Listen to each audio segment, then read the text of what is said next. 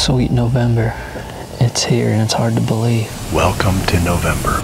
What is Iowa? What is this place? It's incredible. First of all, it's probably the biggest deer I've ever hunted, the biggest deer I've ever targeted. Hey, don't try that at home. That's dangerous. I couldn't sit here and let them die like that.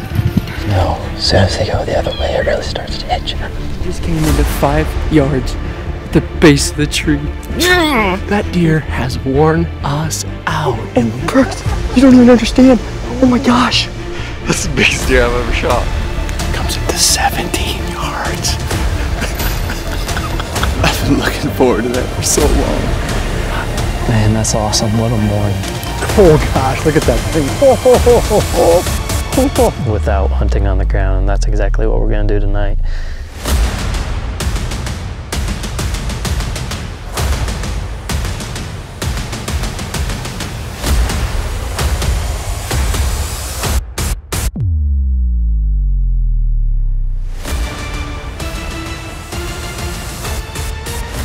Chasing November, Season 5 begins now.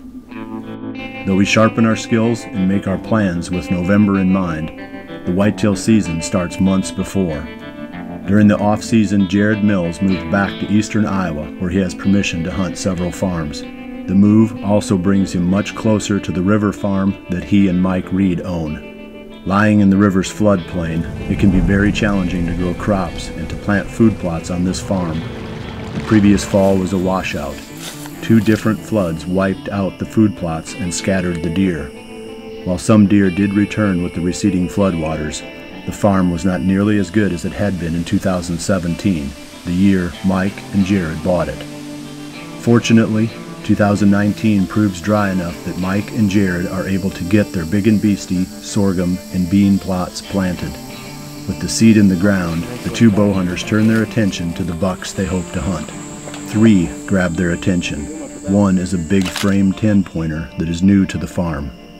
This great buck is showing up on nearly every camera, creating the hope that the river farm is now his home. The second buck is one that made a big jump from 2018, growing from a basic 10-pointer that Jared encountered that year into a massive antlered buck with numerous sticker points. But their top target is a buck named Merino. Despite many trail camera photos of the buck during the 2018 season, neither Jared nor Mike saw him that year. Merino has not shown up yet this summer, but the hunters are not concerned. The river farm is part of the buck's fall range, but generally not part of his summer range. When October comes, they believe Merino will make his appearance. Iowa's bow season doesn't open until October 1st. But Mike Reed is not willing to wait that long before climbing into a tree stand. On September 6th, Mike loads his truck and heads south to hunt with a friend in Kentucky.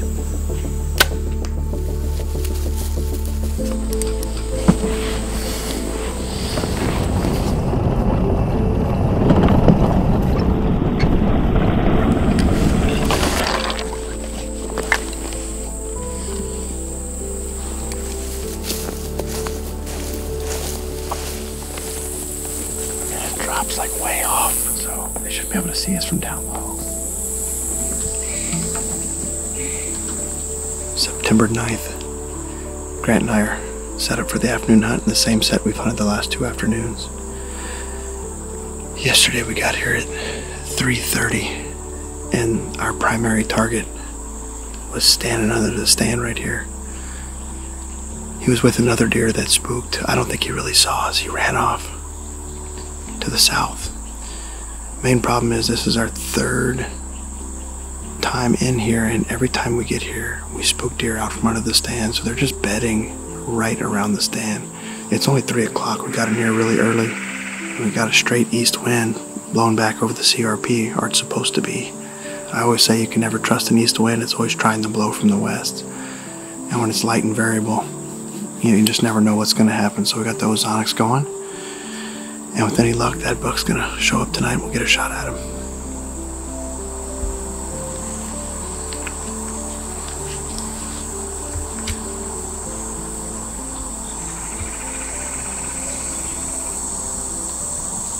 I'm sorry. I'm having trouble connecting to the network.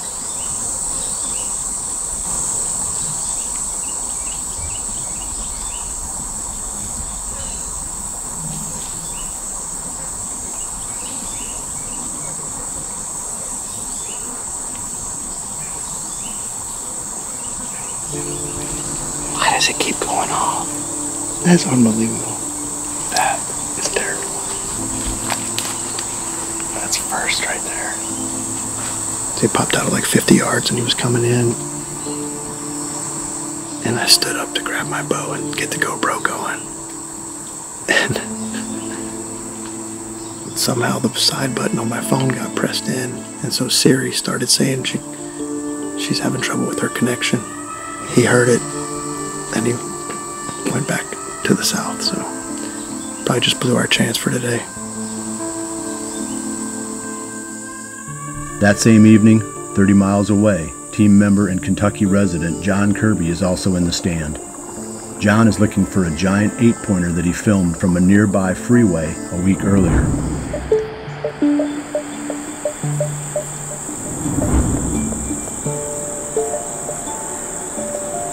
Alright, it's about 6 o'clock. I haven't seen any movement yet, but that's pretty typical. All the movement's about that last hour before dark. Hoping Freeway gets the memo. We're hoping he makes it to these beans before shooting light's over with, which is 7:33 today, so we've got about an hour and a half.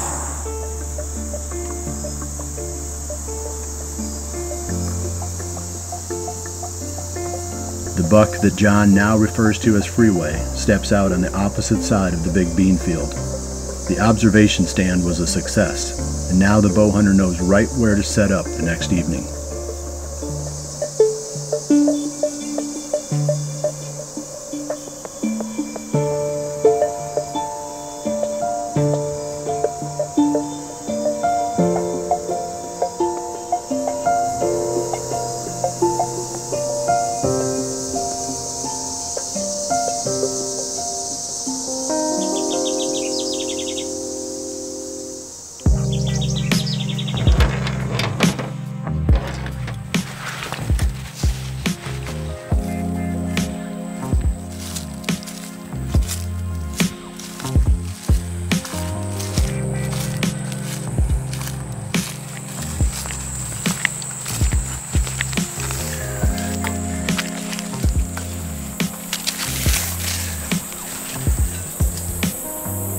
It's about 5:30.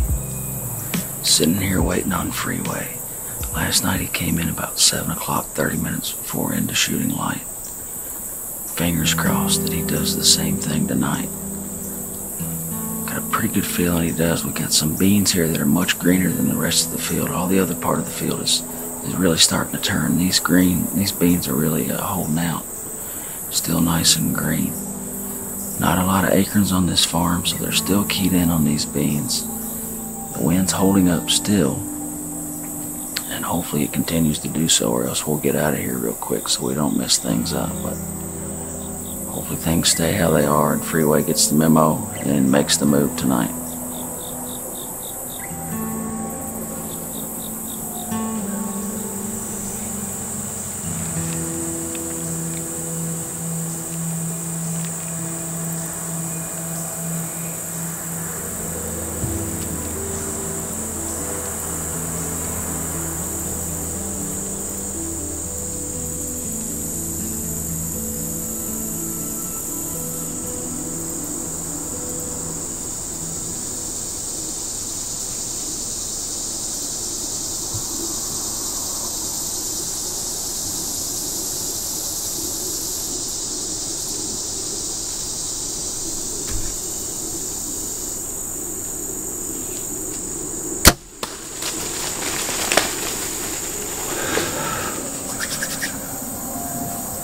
Just center punched him.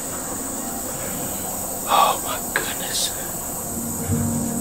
He came out exactly where he came out last night. I was just about to give out.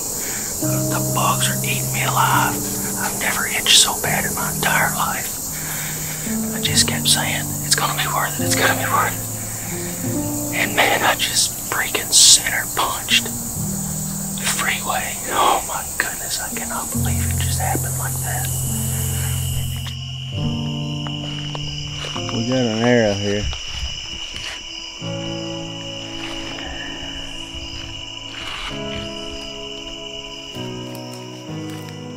Watch it be a rock. I see horns, boys. And man, I was wrong. He's in velvet. Unbelievable. What a toad. What a stud. Look at the body on that guy. Well, here we are with Freeway. You know, the story ended tonight.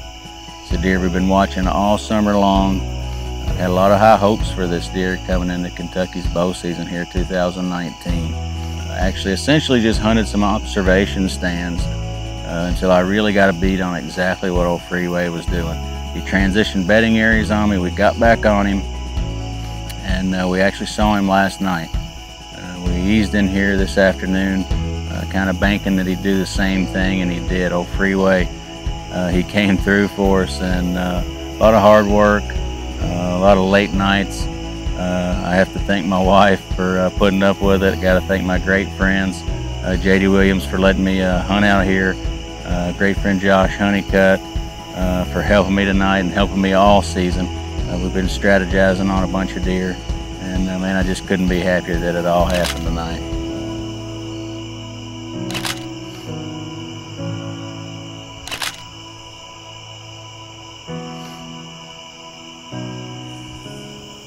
Mike Reed continues his Kentucky quest, but each day the hunting gets harder as the bucks begin to break up their bachelor groups and drift toward their fall ranges.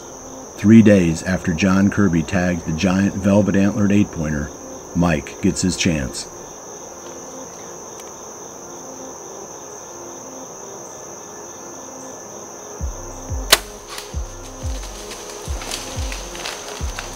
Dude, that is crazy.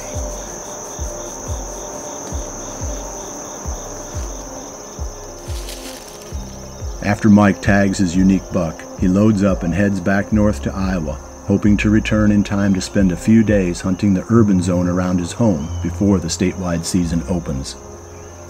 Team member Joe Baker, hunting around Indianapolis, is also hoping to cash in on an urban zone hunt.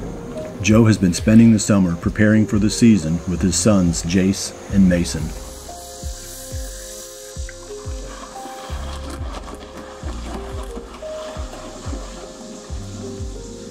Their top buck is a deer they call Muley, who has been showing up on camera consistently. Summer scouting and a few early hunts gives the Bakers the information they need to narrow their options to one great spot.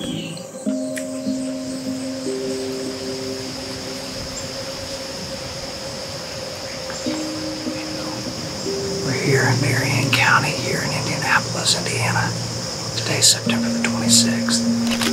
This is the spot that we've been getting a lot of the pictures of the big bucks in daylight. So we have a super wide 8-pointer with some extra sticker points, and we named him Muley. We're down here in the meat of things trying to put a big buck down, so we're just going to sit back here and see what happens. Just sit down and relax, and hopefully it happens tonight.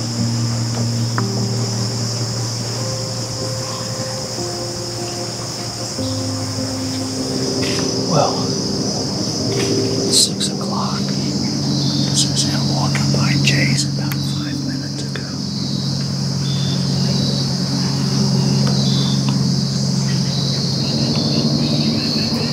Fake. Muley is coming up the side of this great bottom. Look at your sticks breaking.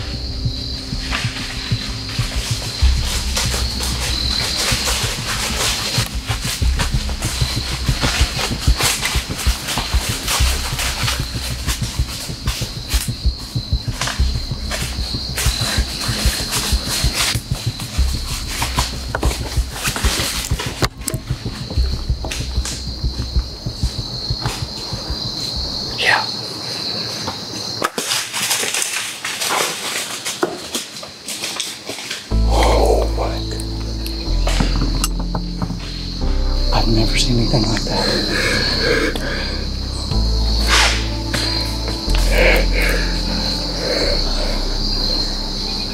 Son, that was Muley. And somehow, that beast come right up on the rock. First of all, I have something to say. This deer walked 10 yards away from me tonight, and I didn't have a buck tag yet. And then 20 minutes later, two does walked in. I killed them both out of madness. But yeah, so he's lucky.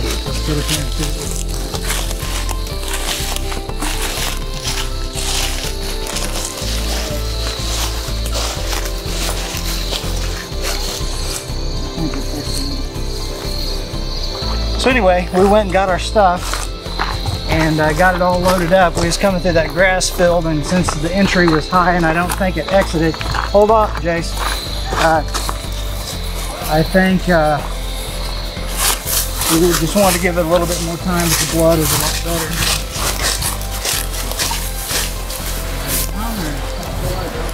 There's a dead deer. Huh? There's a dead deer right there. Son. Well, we finally drug this thing up from the river. It fell down all the way down the hill, and definitely one of the craziest hunts that I have ever been part of. It's just, we knew this deer was in there and we had trail camera pictures of it, and it was just crazy because Jace was in his tree, and he texted me, he said, Dad, he said, Muley just come walking by. And of course he couldn't shoot it because he didn't have a buck tag. The activity of what happened, it come running in on us, almost ran right through our shooting lane. And I was leaning clear out of the stand, and Zach did a great job videoing right over the shoulder. We're just excited to be able to bring this hunt to you from Indiana, from the concrete jungle of Indianapolis, and just having a good time out here, and just feel really blessed tonight. This would be a hunt that I never forget, for sure.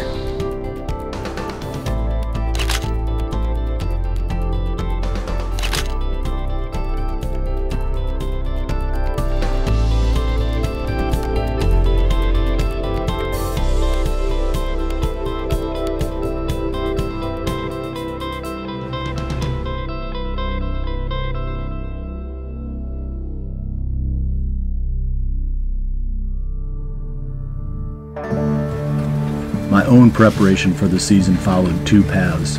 First, I had to get the farm ready by planting several small food plots in the areas where I hoped to create first-class buck traps. Second, I needed to figure out which bucks were still on the farm and where they were spending their summer. That would give me a starting point to find them back after they shed their velvet and broke up their bachelor groups. After a dozen hot evenings spent filming soybean fields, Drake Lamb and I have found several solid candidates.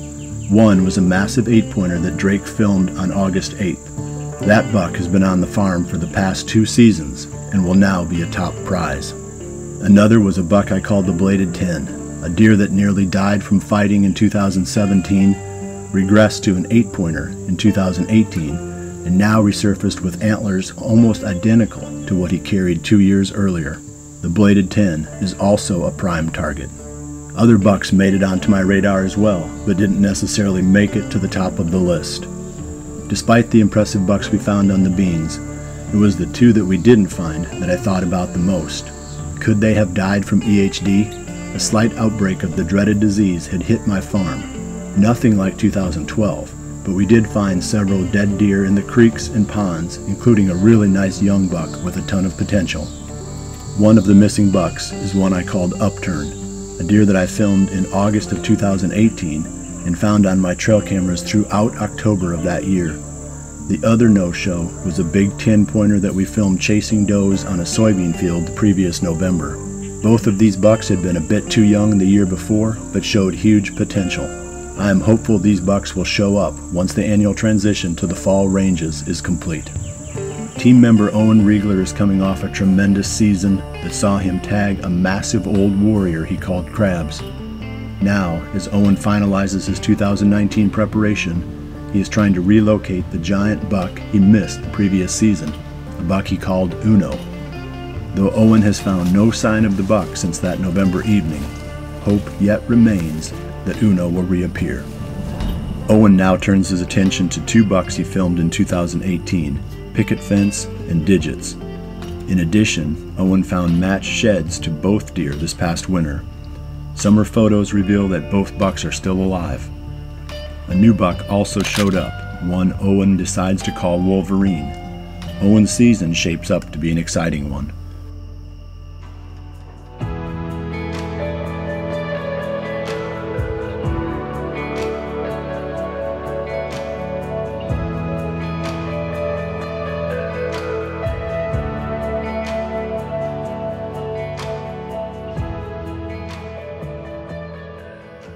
I'm looking forward to it. It's kind of like Christmas time. I think this time of the year is almost more exciting sometimes than the hunting season itself. The list is pretty good this year. There's a lot of good target bucks. One thing's for sure, I can't wait to get in the stand October 1st. So these will be all food right here. Something green mixed in with this corn. I don't have a camera right here, but I'll bet you that picket fence buck's using this now.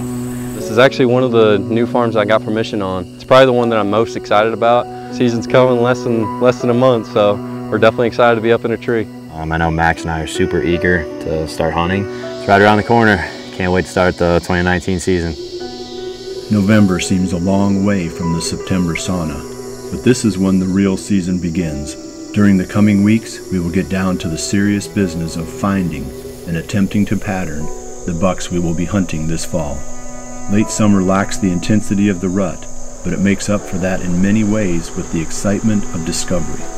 Every card pull is now like Christmas morning as we hastily shove the plastic and silicone chips into our computers with high expectations, hoping to see how the bucks we know have grown and changed, while also finding new ones to test our skills.